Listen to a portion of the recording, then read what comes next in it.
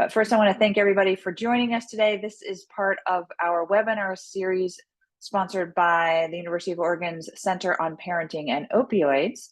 And we're really delighted to have Dr. Sarah Feldstein Ewing here today to talk to us about substance use and the adolescent brain. And just by many of you probably know Dr. Feldstein Ewing because she's just one of the most famous, I would say, people in the area of adolescent substance use and brain development. I first got to know Sarah when she was at Oregon Health and Sciences University up in Portland when we first started our Center on Parenting and Opioid Use. And around the time of that, I think you've been at University of Rhode Island now for probably 4 years. Yeah. And just as one of the top experts in adolescent substance use, adolescent brain development, and their intersection.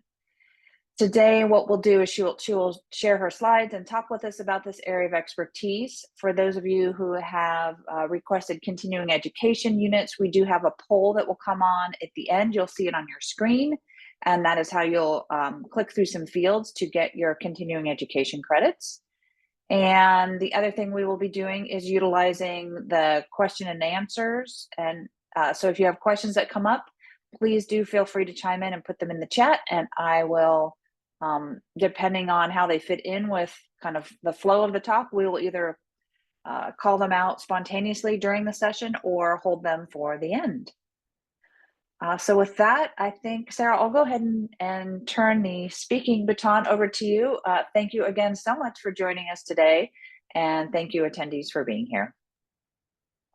I just want to thank everyone for attending, and thank you, Leslie, for inviting me. It's such a great group of folks. I mean, speaking of, Oregon is one of the strongest, University of Oregon has one of the strongest groups on adolescent addiction and addiction more broadly. And it really is an honor to be able to speak with you guys today. And so I think what we'll do is kind of go through the slides, and then I'll be available for questions at the end. As Leslie mentioned, feel free to ask, put things in the chat. I'm a terrible chat tracker, so she will let me know if things come up as we go. But I'm so excited to share some of the stuff that we've been doing with you guys today.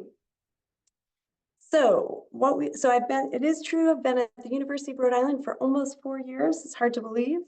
And so some of the work that we're doing is work that I did back in Oregon. Some is back in New Mexico, but some of the stuff will be from Rhode Island now. So just to give you kind of a little context of what we're talking about here, the work that we've been doing here really is trying to focus on how to get children from childhood to adolescence, or to adulthood, really. And our goal in our lab is to figure out how we can navigate some of the natural perils that kind of come up through that transition. So that includes alcohol use often, the introduction of cannabis, more often now the introduction of prescription opioids and vaping. And one of the things we're really trying to do is improve behavioral treatment, which is the most frequently used mode of therapy mode of addiction treatment for this age group. So we've been thinking a lot about how to improve it using avenues such as brain and culture. One of the things that's so neat about adolescence, and I've been thinking about this a lot as I have a 14-year-old who's outgrown me just in the last week. And, I think adolescence is really interesting in that it's the only developmental period that's started by a biological event, and that's puberty. But really it ends by a social construct, and that's the taking on of more adult roles such as employment and more serious romantic relationships. I think it used to be the case that was much earlier. People really became adults around 21, but now really this adolescence period has been more and more protracted. So we really now see adolescence going on until their early 20s. One of the biggest challenges, and I speak as a parent of one right now, is that we still see those kiddos as kids, and they, because they're getting bigger and look like adults, are really seen as adults by the rest of the world. one of the things that's so important these days, I think historically before, in the 2 decades ago, we didn't think of adolescence as being distinct neurally, but now we really know that the adolescent brain is its own developmental period, which is pretty cool because, now we can really see, what happens and when. And one of the things I think that's really important as we talk about some of the stuff we're going to talk about today is that the adolescent brain is very much in development throughout this whole period that we're talking about. And we know that it grows from inside to out and from back to front. And what that means is the last piece to come on board is those frontal lobes. And so a lot of the interventions that we have for adults for addiction are based on inhibiting, stopping behaviors. And that's pretty tough for these adolescents who really don't have that neural frontal region come online until around 25. Another kind of cool thing about this period of adolescence is adolescents take on all these new roles. They start to drive, they start to, have different relationships with peers, they start to have romantic relationships, they start to work. Different from when I was growing up, they now have all sorts of electronics that is, a whole new domain. They start taking on really new interests. But I think one of the things that's really fascinating that I've talked to parents for many decades about is even when you've had kids that you really have connected with strongly, when they become adolescents, all of a sudden you feel like you can't communicate with them. And I will say this as well as a parent of a child who now only says single syllables when I ask how his day was. So one of the things that really happens is that parents start to worry about their teens. And I think the reason why is because there's another set of behaviors that really emerges during this period. What we call them health risk behaviors. And what ends up happening during the teenage years is even if the teen themselves is not doing it, all of a sudden you start to see that their friends are starting to engage in this stuff or it's starting to happen at their school.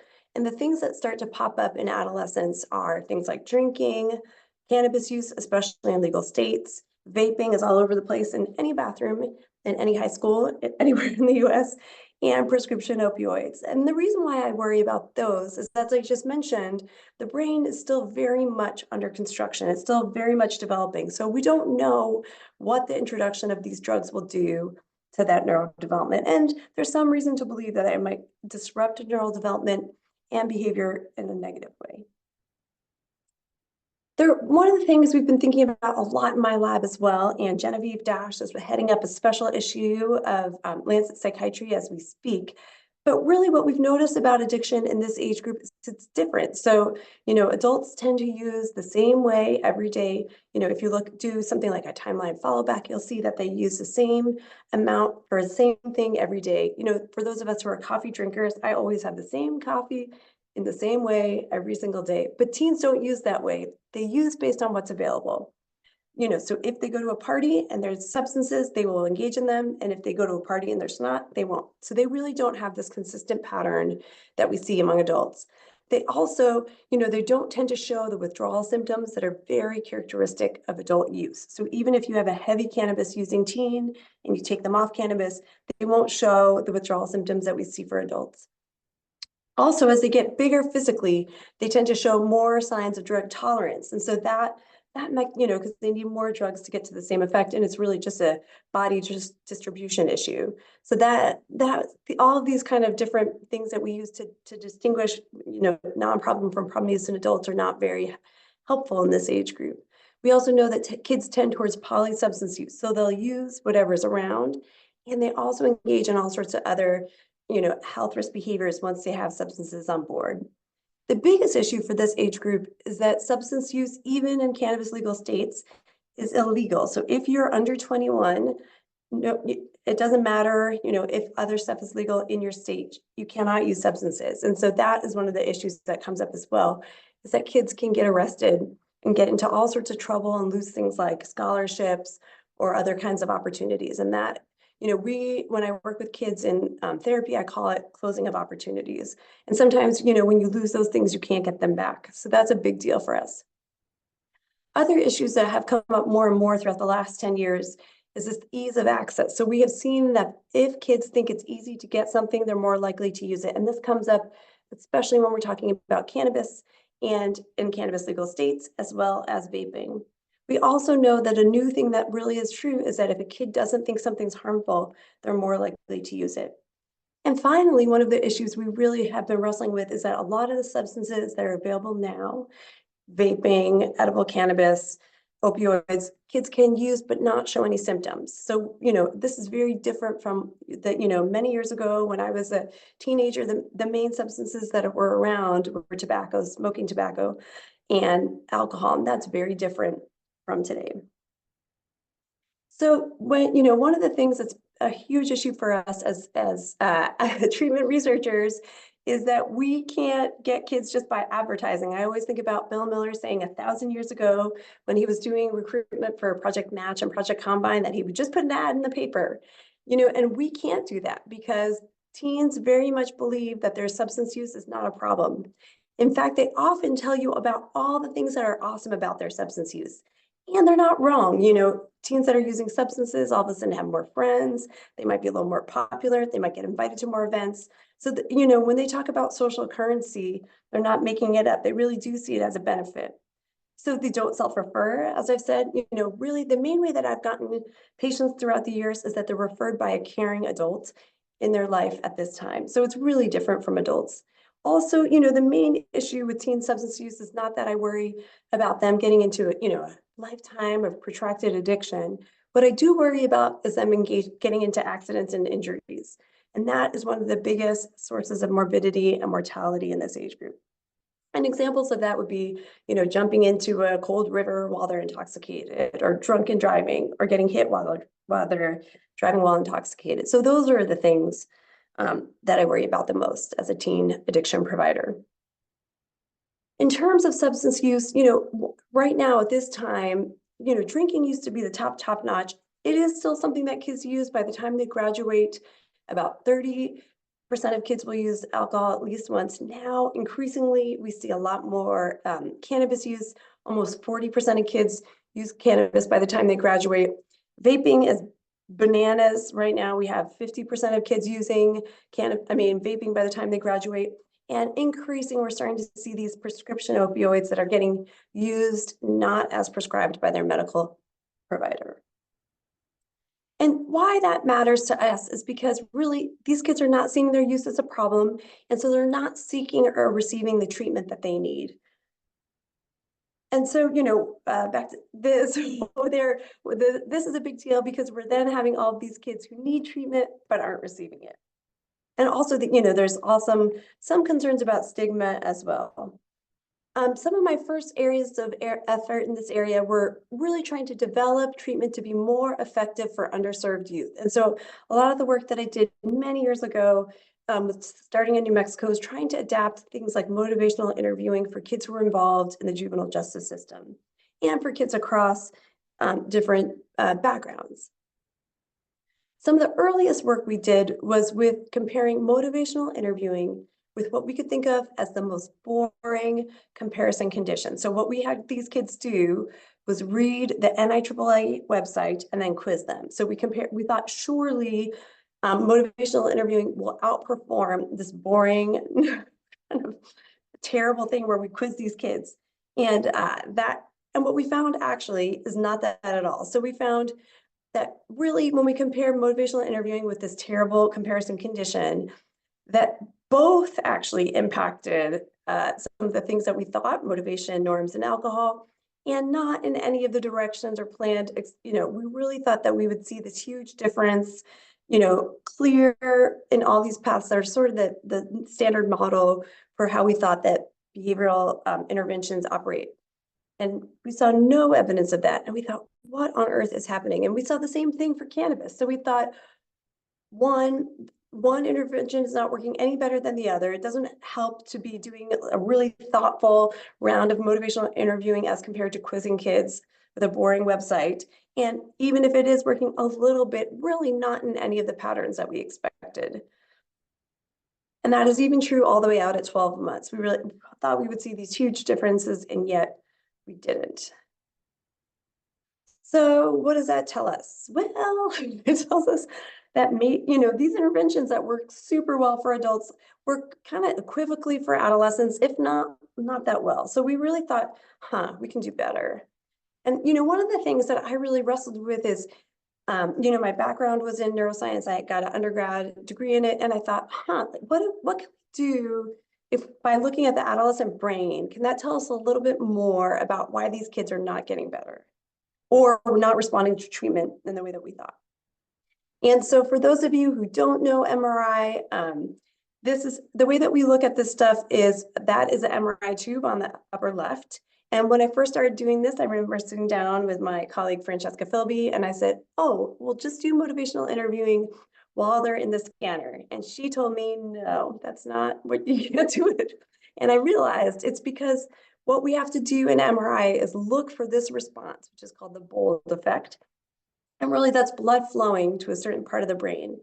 But when that happens in the MRI, we have to then wait for the brain to recover this area. So what we really end up having to do when we do scans is we have to show a certain stimulus, and then we have to let the brain recover, and then show a stimulus and let the brain recover. And so really that allows us to get a much clearer picture of the adolescent brain in the scanner. And when we do that, we end up with these beautiful pictures like this. This is the monetary incentive delay task studied by Hollis Carolee in my lab at that time. So then we thought, if this is this has kind of been the working model that I've had, where we're really trying to figure out how can we make therapist behaviors more impactful in client responses, and how can that really play to once they get out of therapy into the real world where they're really faced with their own. It's hard to change behavior. And so, we also then looked at trying to think deeply about the neural circuits that might undergird that response.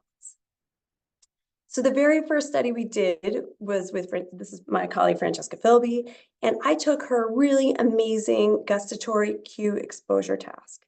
And in that task, she had given adults, before the one that we did together, she had given adults this taste cue. So people who were heavy drinkers were able to taste their favorite beverage, just drops of it, as not a ton. And then she compared them to lychee juice. And the reason why she used lychee juice rather than water is she wanted to have something that was appetizing and sweet. And so that was really, that paradigm showed when she did it, that people who are heavy drinkers had a very different pattern of neural response, really activated in a lot of mesocortical limbic reward areas. And so, this is a task that works really well and consistently in adults. And I wondered what would happen if we played back statements from their therapy session. So in this study, I did motivational interviewing with 10 adults, and then we pulled their statements in favor of change, what we call change talk. So that sounds like things like, I need to reduce my drinking because I'm getting in a lot of trouble with my spouse, as compared with statements, counter change talk at the time, sustained talk now. And that is, I really deserve a drink at the end of the day. I've been working hard. So we played back those statements directly from their session, and then gave them the gustatory cue exposure. And what we found here was so neat. So this is when they are hearing this is kind of the expected map.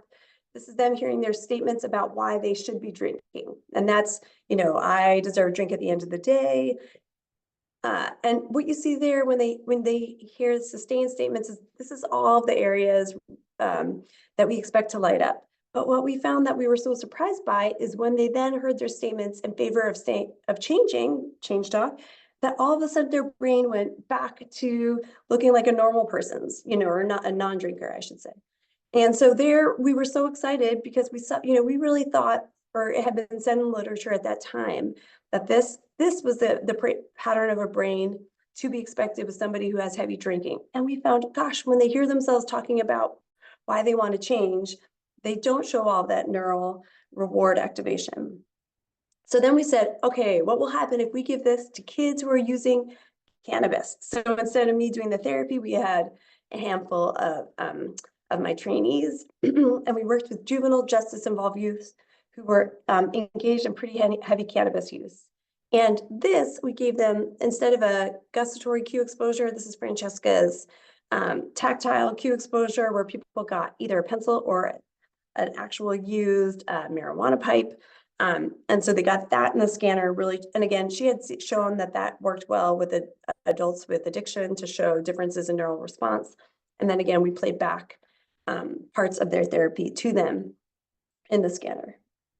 And here, what we expected to, I thought actually when we first got the results that we had gotten them incorrectly, because I had expected to see all of this activation here. And in fact, we saw it here instead. And so this is them hearing themselves why they should keep using. And these are things like, I deserve to smoke cannabis at the end of the day. And this is reasons for changing. You know, I need to be a better student. I need to be a better person in my family. I'm not participating the way I want to. So what we saw is actually, instead of activation on the reasons for staying the same, we saw activation for changing, and in very different areas. So these are all areas that are important to self, this is actually default mode areas, and they're, you know, this is really all introspection areas or thinking about contemplation areas. So really we thought, oh my gosh, so maybe the interventions are working, but obviously via very different neural mechanisms. Oops. So that led to this next R01. This is the one that we had just done in Oregon, where we looked at therapist behaviors. And I was looking at therapist behaviors because I really wanted to see, is there something that we can change or improve, you know, when we're training therapists in order to, you know, change that brain more impactfully and thus, you know, in the avenue towards enhancing youth behavior change. And this one study is done now, unbelievably, but this is Project Mina. And we recruited kids with recent alcohol use from the juvenile justice and the community in Portland. And we randomized them to mindfulness as compared to motivational interviewing. We scanned them before and after and followed them up at 3, 6, and 12 months. And here we found that, you know, I should mention that as we got this funding, we Oregon also legalized cannabis use, which was unexpected, but happened. And so what ended up happening is that was, you know, kind of rolled into some of the findings that we got. So, you know, we recruited 198 kids, or we had 198 kids. They were 15 to 19. We wanted underage drinkers. A little bit more than half were female at birth. And you'll see that they, you know, started drinking around age 15. They had about 4 past month drinking days, but you'll also see, and again, I think this is largely because of the legalization of cannabis. They started using cannabis around the same time, 15, and they had actually more past month cannabis use days, closer to 7. So this is the task that we gave them when they were in the scanner. So basically what we did is we had, instead of playing their own statements back to them, instead, we had recorded their therapists saying 3 different things. And those things would be such as, you know, a complex reflection. So it's scary to see your drinking is starting to get out of control. We also had them listen to a mindful statement by their therapist. You're noticing that your drinking is starting to change. And we also had them listen to a confront statement. And the reason why we have the confront statement is because that is what most kids get when they get arrested or when they get in trouble. And we really wanted to see, does that work? Does yelling at your kid work? And that sounds like your drinking is starting to get out of control. So then, if here are the behavioral outcomes, and you'll see mindfulness compared, mindfulness is in the dotted line and MI is in the black line. And really, they didn't do so much differently at 3 and 6 months, but actually at 12 months, MI looks a little better. So if you're, you know, early days, it looks like MI and mindfulness are interchangeable in terms of behavioral outcomes, but they really do, it looks like MI kind of kicks in the long term. And here are some of the brain responses that we saw at, you know, in this, in response to these different types of therapist language. We saw when they heard complex reflection as compared to the mindfulness statements, we saw some of these expected default mode responses, and the same with complex reflection versus confront. But, you know, the thing that I was the most interested in and what I was kind of excited to see is that indeed, when there's, you know, there's more response to the complex reflection as compared to the mindfulness statement, and also both from the complex reflection and the mindfulness as compared to confront. So what it really looked like at the end of the day is, you know, that the kids who got the confront showed the less least response that was associated with positive outcomes. So really, we know if you yell at your kids, they're not going to get good brain response or behavioral outcomes. But really, that there are these statements, both in complex reflection and mindfulness, that seem to be activating important areas, and that those areas are associated with positive 12-month drinking reductions.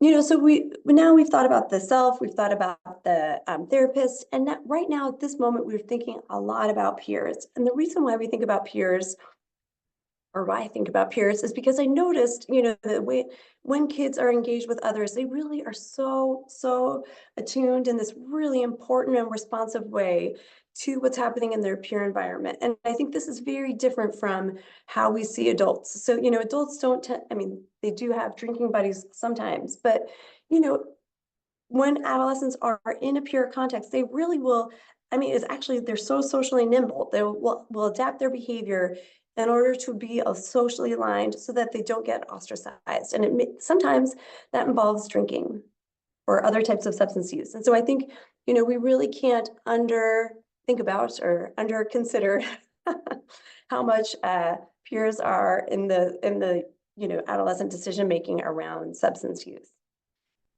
And I think this is highlighted by some neat work done by Yana Kuzane and others. But really what we see here is that kids increase their use right around 16 to 17 when their friends are starting to use, but then they also naturally desist around 21 to 29 when their friends are starting to take on these more adult roles that I mentioned before at the end of adolescence, when it's not quite as cool or awesome to be engaged in substance use in the same way. And I think the thing that is important is that this comes up, especially in states where cannabis is legal. So I think, if it is the case that you are living in a community where cannabis is easily accessible and where you don't think it's going to be harmful, then it's, I think what I've seen for many years, and actually when I was living in Oregon and when cannabis did become legal, these kids often said to me, oh, well, I'm not drinking because it makes me throw up, but I am using cannabis because it's legal. And that's because it's safe. And so we had to talk a lot about why cannabis might be legalized, and whether or not there was some sort of safety evaluation done before that legalization took place. And I think kids don't know that there wasn't that kind of safety evaluation. So they think, oh, it's safe or it's natural. And that is something that, I've had to work hard with a lot of kids to kind of help them identify that that's not actually the case. The other issue that comes up is that these kids don't think it's very harmful. So it's available, as I mentioned in the prior slide, or is increasingly available in these cannabis legal states. And also, kids don't see, really, we see that kids who have, kids, they don't see that the alcohol is at high risk. Almost 37% don't think that there's going to be a huge risk if you have 4 or 5 drinks in a row. Similarly, kids, age 12 to 17, almost 65% don't think that there's going to be a lot of problems if you smoke marijuana once or twice a week. And the same thing is true with vaping. So we really have this huge issue that we're navigating in terms of kids' perception around how risky these substances are. And this, Genevieve Dash did a great study, really just recently published in the Lancet, Child and Adolescent Health, really going through all these different issues. So she kind of pulled together this different information for a lot of providers because they're really struggling with identifying when a kid is using heavily. And, I think part of the issue is that historically, as I mentioned, when kids use a lot of alcohol or cigarette smoking, you could smell it. Parents and providers, caregivers could detect it and then kind of intervene or monitor more passively. Now kids can use a lot of vaping or ends and a parent or provider can't detect it. Same with cannabis, especially if kids use edible cannabis, there's no way to know really that they've been using for parents or providers. And the same thing with hazardous POUs, that's prescription opioids. We know that these kids can be using quite a bit and it's going to take some time. You don't necessarily know just by interacting with them. So, we have spent some time trying to figure out how to better screen for these things, how to better detect, and what things might be able to be done both on a family level, but as well as at a caregiver or medical provider level to do quick prevention and intervention with kids who are who are starting to use these things. So, I think the other thing that we have been thinking a lot about is how to improve treatment for kids. And so I think in addition to detecting it more impactfully, even for kids who are using hard to detect drugs, we also know that the main intervention modality used for young people is group therapy. And I think it's really funny, if you try to look at if MI or if individual therapy is more impactful than group therapy, there's not a lot of studies to show that group therapy has better empirical evidence. But I think, as we all know, costs sometimes drive things, and we know that group therapy is much more cost effective.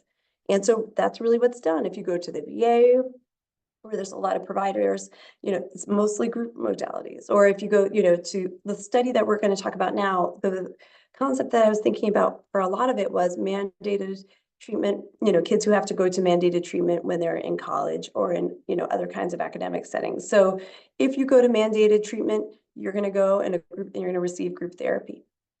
We also know over the actually post-pandemic or as the kind of pandemic kind of evolved, that one of the most popular modalities of receiving therapy now is online or, via virtual provider. And so one of the things we've been thinking about a lot is, how can how effective is group therapy done by itself, but also by a provider that is done virtually. So the other thing that we've been thinking about a lot and I'm so excited by is hyperscanning. And so you guys probably have heard, I talked a little bit about single subject scanning. So that's when you have one person in the scanner and maybe followed by another. And sometimes you can interact with a person. This is sort of what we've done in the past, where they can interact with somebody on the outside kind of directly. But until there's hyperscanning, it's been hard to be able to compare two people simultaneously and to see how one person's interaction affects another in real time in the scanner. And we are so delighted to have just received a grant. We're going to do the hyperscanning in Dallas, Texas, at the Center for Brain Health with Francesca Philby. But we're just over the moon because we will be able to really look at the interaction between these two kids, and I'll tell you more about that in a second. But it really gives us an opportunity to see real-time interactions and with really solid, resolution. So here we go. So this is the just funded, hot off the presses, NIAAA R01. And so right now we are recruiting kids engaged in hazardous drinking, and then we are having a participation day at Center for Brain Health, where they then, two dyads will fill out an online survey independently. Then they will receive group therapy, dyadic group therapy, online with a virtual provider who is my graduate student, Emily Kenyon. So it's group MI done online, and then we will scan them simultaneously, which we are so excited about, and they will engage in a dyadic task that I'll mention in a minute. And then we'll follow them up virtually at 3, 6, and 12 months. So, and just this is kind of we are in the middle of finishing up the task as we speak, and we'll start recruitment hopefully by the summer. And here what we're doing again is hyperscanning. So we have these two participants, they receive the group therapy virtually, and then they have the two conditions that we have is peer directed change. So what that means is, and this is really based on a lot of the work that was done by Tom DeShawn and you guys' group all the way in Oregon. So really trying to see, does having a kid, kids in group therapy, does it make for worse iatrogenic outcomes, or does it make for positive pro-social outcomes? And there's really been a lot of work recently done by some of the developmental educational folks, Sarah Jane Blakemore, and some folks in the Netherlands that have shown that kids are really pro-social and doing some really cool things. So we want to see, hey, if a kid is telling their peer that they can change, does that actually lead to change? And, does that impact later their perception about how much they can drink? And similarly, again, hearkening back to those DeShawn days, if a kid says to their peer, hey, you can't drink, you can't change, or you're going to do terribly, does that really also impact their capacity to drink? So what's going to happen is, as I mentioned, these kids are going to do group therapy with a virtual provider. They will then, child A or teen A will then get to pick one of their own sentences from the therapy session. The other kid won't hear it. Then they both get exposed to that statement. And then both of them get to rate whether or not that makes them feel like they're going to change. So that's one pro-social statement, and then, or actually a handful. And then also they receive statements about what we call the kind of antisocial peer-directed sustained conditions. So this is them hearing that they can't change from their peer. Hey, you're not going to be able to do anything. You're never going to be able to get better. So again, both kids will get to pick both conditions, and they will then get to hear that condition simultaneously and rate simultaneously both their own and their peers' condition, and on a scale of 1 to 5 in terms of how much it feels like they can change. So we're so excited. So I will stay tuned. I'll tell you how that goes soon. So tying it all together. So really, what we're trying to get at is all these different things. We're really trying to figure out, again, how to navigate this poor fit of traditional substance use criteria, how to navigate kids who are not showing any symptoms, still trying to figure out how the adolescent brain interfaces with treatment. We're really trying to figure out how the adolescent are different in terms of neural and behavioral manifestation of addiction. We're looking at different risk trajectories and the roles of peers. And we're also really trying to figure out better models, metrics, and treatments for this age group, and whether or not peers facilitate or obstruct substance use outcomes in this age group. So, again, you may have noticed a theme, but what we're really trying to do, or I, as a person who does a lot of clinical work, is we're trying to figure out what is a modifiable target that we can look at. And then what might be the neural mechanisms of that? And then how, does changing that neural mechanism change treatment outcomes? And if so, then we update our model of how kids might respond to treatment. And then we also, update the treatments that we're doing and disseminate that. So I work really closely doing a lot of, I feel like I'm always doing different trainings for different kinds of clinical work, but really what we do it all the time, because we're really trying to make sure that we can train clinicians in real time so that they're able to disseminate the most impactful interventions for this age group. For anybody who wants to read further, I feel like we've done about a bajillion special issues now, but they're out and available. And if you can't find them, feel free to let me know and I'll get them to you directly. And as always, I need to thank all of the people that work with me, especially my team here in Rhode Island. Actually, we have two of my main people actually live in Oregon. So Karen and Ben, and also the collaborators, Francesca, Genevieve, and Christina, and my family who gives me the time to do this kind of work. And questions? Thank you so much, Dr. Feldstein Ewing. That was an amazing presentation. I'll start us off. We don't have anything right now in the Q&A, but I just want to say a few remarks, just reflecting, just was really impressive and amazing how your work covers the scope of you're doing interventions and you're doing neuroimaging, and now you're doing peer imaging simultaneously, and you have some clinical, high risk populations. You've worked in juvenile justice.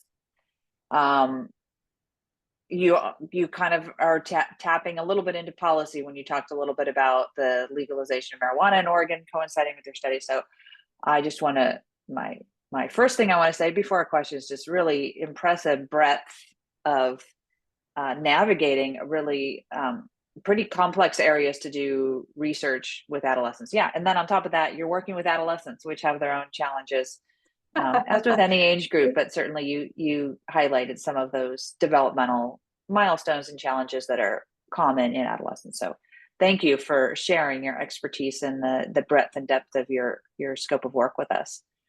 Thank you. Well, one thought I was just having, you talked early in the presentation about, referral of teens into studies and how that has its own challenges or tricky things. And so and yet again, you have recruited lots of different populations, some from treatment facilities and other, challenging places to recruit from. So I just thought it might be useful for this group, including folks listening in, to just talk a little bit about how to recruit difficult to recruit populations. What are the implications of our and I'm also, reflecting in part on some comments I've get in my work too, like, well, are our samples in the end really representative, especially when they're smaller, which sometimes they need to be because we're doing things like, you're doing something like neuroimaging, it's costly. Um, so it's sort of an open-ended question, but just, I don't know if you could tell us Yeah, a little bit more of your for strategies sure. or tricks around recruitment and chime in that framework. Yeah. So I was very lucky when I started this work because Albuquerque is very small. And so when I very first started, it just so happened that my husband had played soccer with the head of probation in Albuquerque.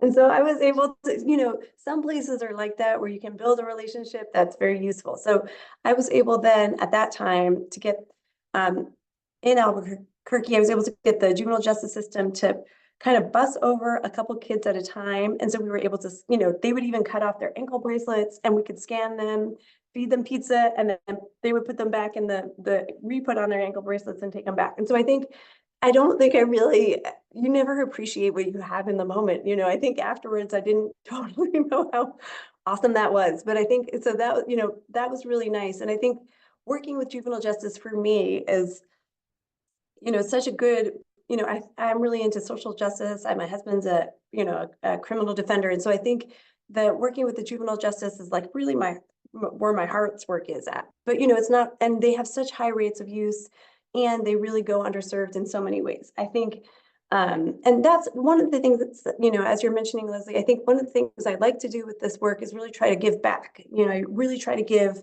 behavioral treatments to kids who are not going to receive it otherwise. That's sort of been and that's why we've done a lot of work also in medical settings too, is trying to figure out, how can we catch these kids at these opportunistic moments. Over the years though, after we left New Mexico, in Oregon, it was harder to, the juvenile justice settings, we just couldn't establish the same thing in the same way. So we had to work as a lab to figure out how to get kids. And one of the things we then found out, my amazing lab manager, Karen Hudson, decided to help us figure out how to do it. So we started to recruit via social media. So like Facebook and Instagram. And again, I'm telling you this as a person who doesn't use social media. So I'm going to say things that don't make sense. So, I think that worked pretty well for, that Project Mina. And then, for we've also done studies in schools that has been pretty effective, since when we were here in Massachusetts, when we have recruited. But I think also, and then for the group in my study in Texas, I think we're doing a combination of recruiting from the community using social media again, but also trying to recruit through some of the college, there's the college thing where you can get credit for the intro to psych classes. So I think, but I try not to use that as, I try to use that in a limited way because I think, as you're saying, those college freshmen, they're not so representative. We don't want to leave them out, but, I think they've been pretty well studied as a population. So we try to make sure that we're also getting community kids. Does that answer your question? Yeah, thank you. And there is a question in the Q&A too, and I'm not sure if everybody on the call can see it or just us, so I'm going to read it. It's a question about if you might have some recommendations for prevention specialists that you could talk about that would help guide effectively communicating with youth on the topic of substance use prevention. So essentially, what can people on the ground in the field who are working with youth daily, how can they effectively have conversations with youth around the topic of substance use? It's such an important question. I think it's so funny that you mentioned that because I was trying to go to a high school, I was trying to figure out if I could recruit that high school and partner with them. And I went into the bathroom and it was just like filled with vaping smoke. And there were these teenagers just like vaping and looking at me just like so stubbornly and not even ashamed even a little bit. And I thought like, wow, this is a very, very different era of substance use. And I remember asking my son about it and he was like, yeah, mom, there's like, he was in middle school at the time. And he's like, there's so much vaping in the bathroom. And I thought, oh, like this is like something that has been around his universe throughout all the years of middle school. And he's never mentioned it once. So I think, I think we are too late to the game, probably in some ways. And I think the one thing that we've tried to do, that I try to do with the kids that I work with is try to talk about it in an open and non-judgmental way. And I think one of the things I've noticed as a provider of behavioral interventions is that kids are not great at communicating face to face these days. They're so used to communicating on, electronically and text and group text and all that on social media. And so it can be kind of embarrassing or like intimidating, I think, for them to engage in a face to face conversation. And I think there's sometimes parents can, if they have kids, in the car can be a really nice way because like nobody's actually facing each other in a an off-putting way. I think if there's any way to kind of not be to like go for a walk if you have a kid, a client, or that sort of thing. I think anything that kind of takes off the pressure from a direct face-to-face thing. But I think one of the things that I think these kids need to do is to engage in conversations. But I've noticed, the more you do it in an open way, the more they are able to, even though they feel like they can't from the outset. So in terms of, I think that, I don't know if that helps in terms of prevention. It's not a perfect solution, but I think it gets the topic on the table, which the kid won't volunteer unless you ask. It's probably what I'm saying. Yeah, thank you. We have two more questions. I'm actually going to do them out of order because then they might flow. And the question asker said, thank you for your last response. So Wendy Hadley, I'm going to come back to your question, but I'm going to go with one from Debbie Jones first, which is on this kind of topic of prevention specialists. And you haven't been in Oregon for several years, so you might not have the answer, this magic wand solution to this. But the question is, how can we get Oregon to once again prioritize prevention specialist credentialing? Right. Gosh. And I don't know if you have thoughts on that one. You probably have more thoughts. I think that it is the case that I think throughout the US, I've noticed some states have like these drug counselor, in New Mexico, actually, you can get this like licensure to be like a LADAC, licensed alcohol and drug abuse counselor, I guess. And I think different states have different levels of licensure and different regulations. I do think that the online platform does let us disseminate more broadly to kids throughout the, so I think there's different ways to get there, but I don't know as much. I'll let you speak to it, Leslie, because you probably have more thoughts about Oregon specifically. Yeah, well, I'd love for others to chime in the chat too if you have ideas here. But I was in a meeting late yesterday too, semi on this topic of how do we prioritize, how do we get the state and the leaders at the health authority and legislators to prioritize prevention broadly and funding for prevention and evidence-based prevention. And we don't have, I don't have good solutions, but I do think more of it, the more we can as citizens continue to, and citizens, practitioners, scientists, scholars continue to advocate via letters for the need. I do think this is a reasonable time to potentially make inroads there because of the mental health challenges that are seen nationwide and certainly in Oregon. So I wish I had a clearer answer, but that was sort of where we ended last time. And before I go to the next question, I just want to pause to say that for those of you wanting continuing education units, you might see that have popped up on your screen right now. So go ahead and take your time to complete that. That'll be up for the next 10 minutes. I'm going to go back to a question by Dr. Wendy Hadley, who's complimenting your work, and also just was really fascinated by the differences seen in brain responses between the adolescents versus the adults. And given the role in families in substance use prevention among adolescents, any thoughts or any look at how family factors could influence these responses? Yeah, gosh, such an excellent question. We actually have a new intervention that we can't get funded for love or money in the US, but has gotten funded in Denmark. And so we have a new intervention that actually is neurodevelopmentally informed. So it really is trying to enhance some of the positive pro-social pieces that I mentioned. We're really trying to get kids engaged. It's called ADAPT, and we're trying to get these kids engaged in doing really cool things like social justice things for their community. And what we found, it was kind of some of the premises based on, what we saw after Parkland and some of these other areas where these kids were able to really get on board with doing something, in the service of enhancing or improving their community. We noticed that those kids were really so motivated, but also subsequently not using substances as it stood.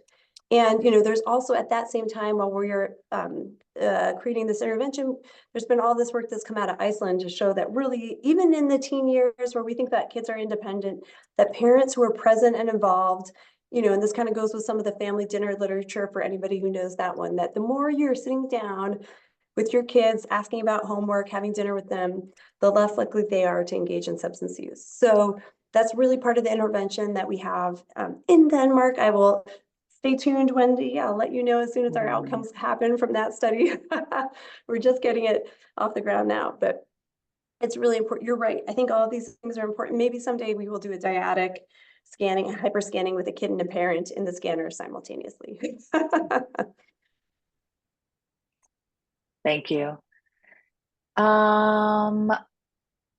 This is continuing on the first question, which now I've lost what our first question was, but the question is, what can we say about safety or lack thereof? You mentioned that youth assume substances are safe. What's the best way to convey to youth that substance use is not safe? So this is kind of on that conversation of prevention, working with youth directly, and how do we communicate? Yes, this actually came up recently with my son is a swimmer, and I was talking to another mom of a swimmer, and she was saying how her son and the whole football team vape. And I thought, like, really? Why?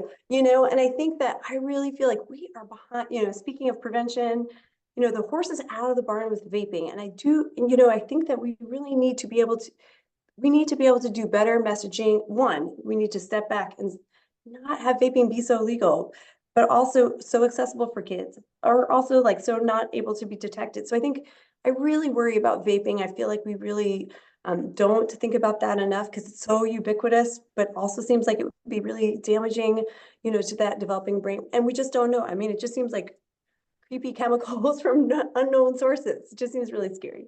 And I think similarly, I think with cannabis, I think a lot of people, these kids, they just don't know, this is actually part of our adaption intervention, is helping them be critical consumers, to really sit down and say, who benefits?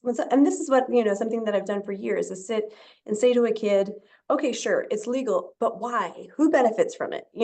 And we've talked about, oh, the state benefits, or, in Oregon, for example, when they had legalized cannabis, they were supposed to, enhance the treatment availability. And I remember actually talking with the governor's office at that time and saying, where is the treatment? Here, you got all this money now, where is the treatment? So I think, you guys, Leslie mentioned this a little bit, but being, holding your people who make your public policy in your state accountable for the decisions that are made, I think it's important to be much more open in messaging.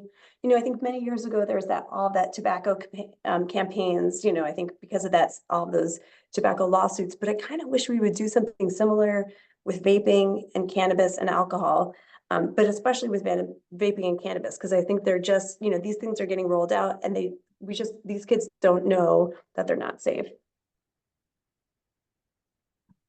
Thank you. I have another question in the chat or in the Q&A, which is, and I also just want to announce, because there was a comment about this, the chat is disabled, but you can, if you have questions, please put them in the Q&A, or if it's something confidential, you can reach out to any of us directly and we'll pass along that information.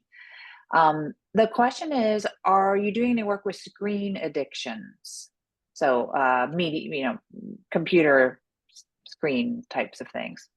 Yeah, I've been thinking about it for a long time. And that's another thing that's come up. I think I mentioned that these kids are not able to communicate in these non-electronic platforms. I think for all the years that I was a clinical provider in Oregon, regardless of what a kid came in to see me for, eating disorder, substance use, whatever, they uniformly, something happened where somebody had some picture posted to them, and that they couldn't undo. And I think that that's, there's more and more data to show, we know that this social media stuff has been really negatively impactful, especially for kids who are feeling sad or who and it really has been, I think, really contributing to negative affect or negative peer comparisons.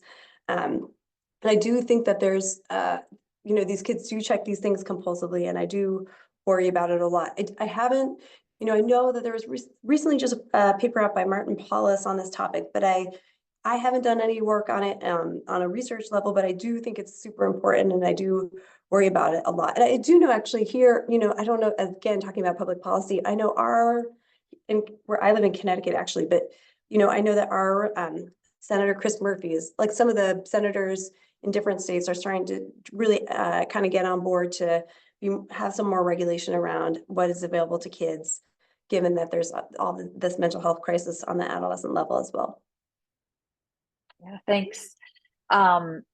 Also, that just kind of is making me think, and you can comment if my recollection of the literature is not accurate here, but my understanding is that some of the neural pathways for different kinds of addiction, so whether it's, tobacco or alcohol or, cannabis or screens or certain, foods, that some of the same brain pathways are activated regardless of the focus of the addiction. Is that your understanding, That's right. Sarah? That's exactly right. Yep. We've done studies on food and all of these up, I think it's the pathway that's reinforcing is the pathway that's reinforcing. And I think it doesn't matter. I think if you're I always think about in the DSM, we have that kind of the demarcation of, is it getting in the way of your friends or is it disrupting functioning? And I think that really is, if you're using social media, are you not hanging out with friends? Are you not hanging out with your family?